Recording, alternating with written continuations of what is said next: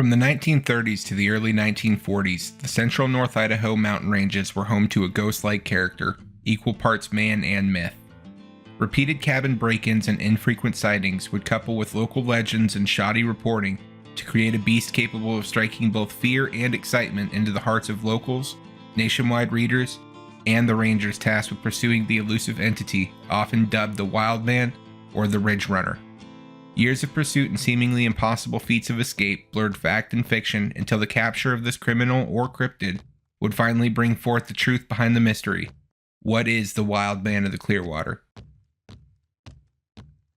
In the early 1900s, Idaho, like many northwestern states, was home to numerous claimed sightings of mythical creatures of various forms.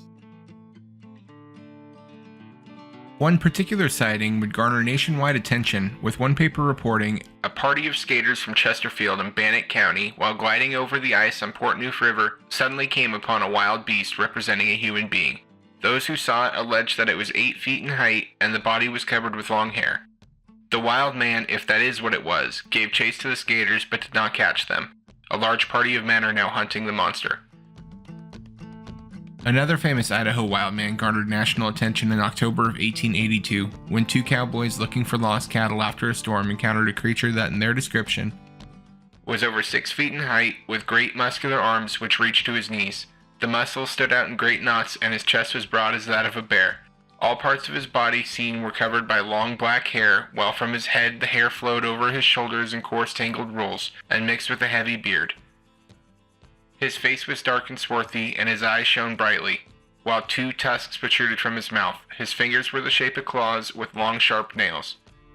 This story would generate this famous illustration of the Wild Man of Idaho, a local legend that would color the lens with which many new Idaho settlers saw the wilderness around them. Stories like this have existed on the land long before written history, with similar Wild Man or Sasquatch-type characters dotting native oral history as well. While I tend to leave the door open for unexpected things to be true, in hundreds to thousands of hours in the Northwest wilderness, I have yet to personally have any such encounters. I still have an open mind, but you can call me skeptical. I tend towards the opinion that most alleged encounters with such creatures can be explained through misinterpretation of wildlife or through embellishment. But occasionally we can get to the fact behind a myth, and in this case, the reality is equally as incredible. In March of 1941, John Dennis and Al Johnson would come across an unexpected set of caulk boot tracks in the deep snow en route to Red Ives Ranger Station.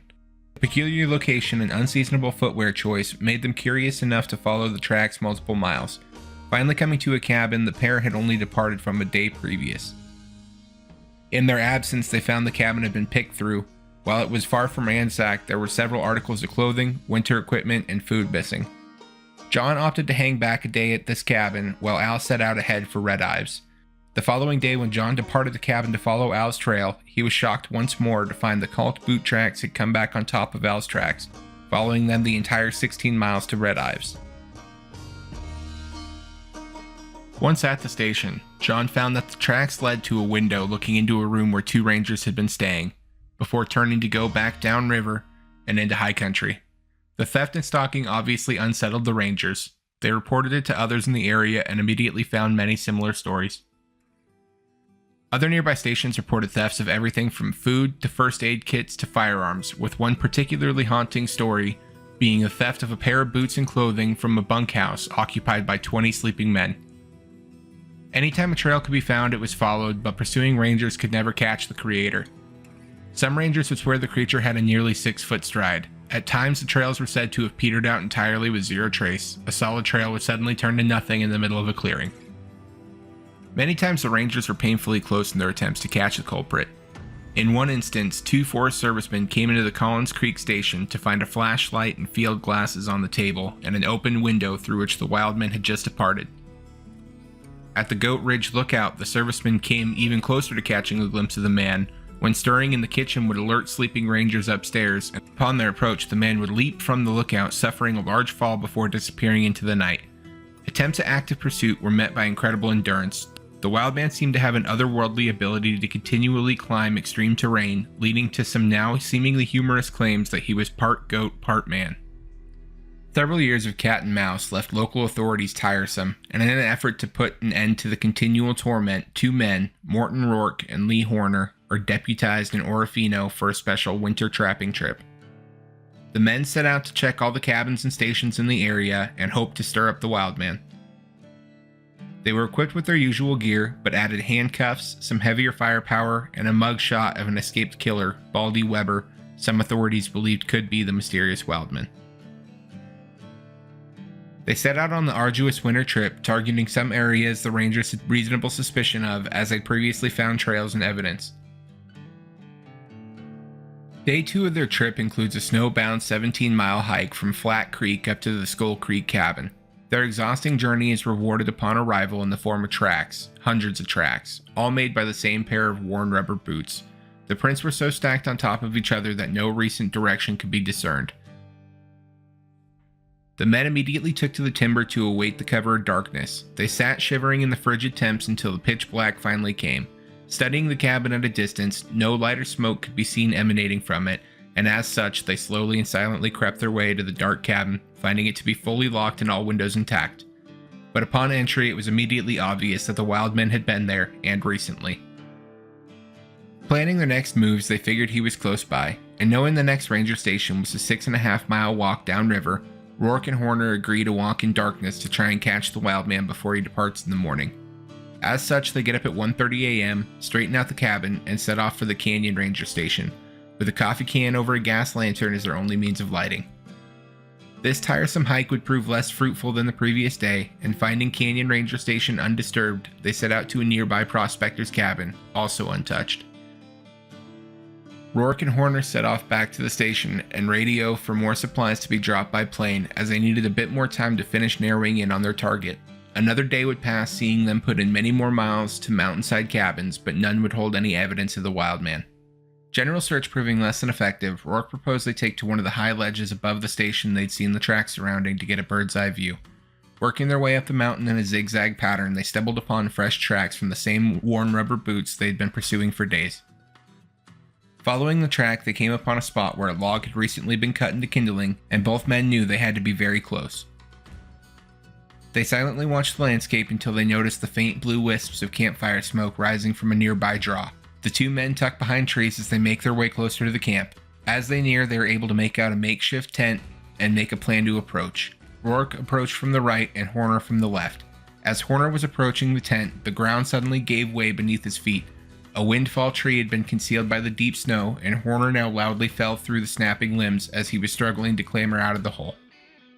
The racket immediately captured the attention of the Wildman, who had been cooking with a frying pan over the fire. As the Wildman stared in confusion at the unexpected visitor, Rourke approached from behind, silently closing the distance between them. When Rourke made himself known with a simple hello, he was mere feet from the Wildman, who then turned to be met by Rourke standing over him, his .30-06 rifle laying across his arms in a non-threatening but ever-ready position. Finally, after years of tall tales, torment, and days of searching, the man behind the myth sat in front of Rourke and Horner, and they couldn't help but nearly laugh at the wild man that they had finally caught up to. The half-beast, half-gunslinger they expected to encounter was in reality a 5'2", 135-pound man, with a dark beard trimmed to a Van Dyke and a wool blanket crudely cut and sewn into a makeshift shirt. Rourke asked, "Do you have a gun?" To which the wild man replied yes, and motioned to a .22 rifle leaning on a tree nearby. Horner retrieved the gun and found it to only contain a single cartridge in the magazine. The wild man sat quietly for a moment before piping up with a lighthearted statement. "I guess the deer rangers have been looking for me a long time." To which Rourke replied, "They sure have." Rourke and Horner felt reassured by the man's humor and felt like he likely wasn't a danger to him. Upon request, they finally got a real identity for the ghost they'd been chasing, Bill Moreland. They told Bill to finish his meal, which he happily obliged, and then allowed them to search him for weapons for which he had none.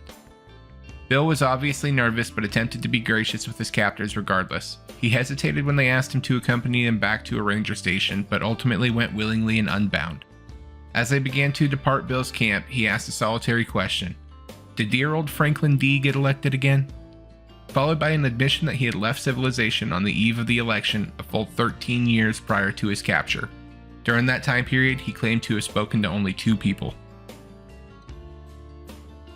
Rourke and Horner would escort Bill to a nearby cabin where they could rest and eat prior to their continued journey back to town. Bill became weary when they reached the cabin and would admit his fears that he'd be shot for his crimes, but both rangers assured him they wouldn't mistreat him and would do everything they could to help him get set up in the normal world. Bill, now feeling that he was amongst friends, opened up about the life that he had led. He was born in 1900 in Wolfe County, Kentucky. His parents separated and he became estranged from his father and sister before his mother's death when he was 9. From then he lived with his grandmother for 3 years until her death when he was 12, at which time he began bouncing from reform school to reform school across the country. At age 16 he stowed away on a ship bound from Pennsylvania and ultimately worked on that ship until they landed in Seattle. There he found odd jobs until the lack of work during the Depression forced him into a drifter lifestyle. He would find himself hopping off a train near Avery, Idaho, where he would observe a man washing and hanging some clothes outside of his cabin. Once the man left, Bill went to the cabin, ate some food, took a few maps and a shirt off the line and left. He would spend that winter and the next one in the Sawtooth Ridge. Multiple times he tried to return to civilization, but each time he was scared off by distant gunfire and the paranoia about the law being after him. Bill fashioned a makeshift key out of a tobacco tin that allowed him to enter the government buildings. Bill was taken back to Orofino where he stood trial and received a 1 to 3 year sentence, but it was ultimately suspended and he only spent 90 days in the Orofino jail. During that time he underwent mental evaluations where he was found to be antisocial, but no more dangerous than a normal person. After his capture, he became somewhat of a controversial local celebrity. Many folks looked to his undeniable fortitude and outdoor prowess and admiration, taking the petty theft as happenstance for the life of a true mountain man. But others saw him as a destructive fool. He often told likely embellished stories of wild pursuits and daring escapes that seemingly only he would admit to being party of. He was known to leave the cabins that he entered entirely filthy, and would often fail to remove the chimney cap and in turn would fill the homes with wood smoke and leave them absent any wood upon his departure. After his 1945 capture and release, his legal troubles would continue. He butted heads with most other people, especially those with authority, making employment especially difficult. In 1950, he was accused of dynamiting a Potlatched Forest Incorporated tractor, but a jury would refuse to convict him. However, in 1952, when he fired several shots in the direction of a Potlatched Forest Incorporated foreman, he wouldn't be so lucky and earned himself a 6-month sentence and dried up his remaining employment prospects. Upon his release, he would take up residence in a lean-to built over a root cellar at the mouth of Milk Creek, which he deemed the Milk Creek Ranger Station, and he deemed himself a special agent of the U.S. government. He would continually write harassing letters to the Rangers, even going as far as to allegedly take a pot shot at them when they attempted to contact him at his cabin. After another spree of thefts, his cabin was searched and stolen property was located, netting him a grand larceny charge. State attorneys argued that he lacked the mental fortitude to stand trial, and subsequent medical evaluations would support that argument. Bill would be sent to Orofino Mental Hospital, from which he would escape in 1959 before willingly return for another 2 years of treatment. In 1961, once released, he found his way back to the area surrounding the Canyon Ranger Station. A district ranger patrolling the area encountered him on the trail and stopped him. Moreland attempted to provide a different name, but when the ranger confronted him, he admitted that his true name was Moreland. But Moreland had become a bad name, so he had taken a new one. The ranger then asked the former ridge runner if he intended to stay in the area, to which Bill would reply, "I've come back to see if the country was like I remembered it, or if I had merely been dreaming," before telling the ranger he didn't plan to be around long. As the ranger would shake his hand and send him on his way, he unknowingly watched Bill turn back from man to myth. The older and slower version of the once infamous Wildman would disappear from sight for the final time, seemingly vanishing, leaving only footprints and the fantastic legends of the Wild Man of the Clearwater.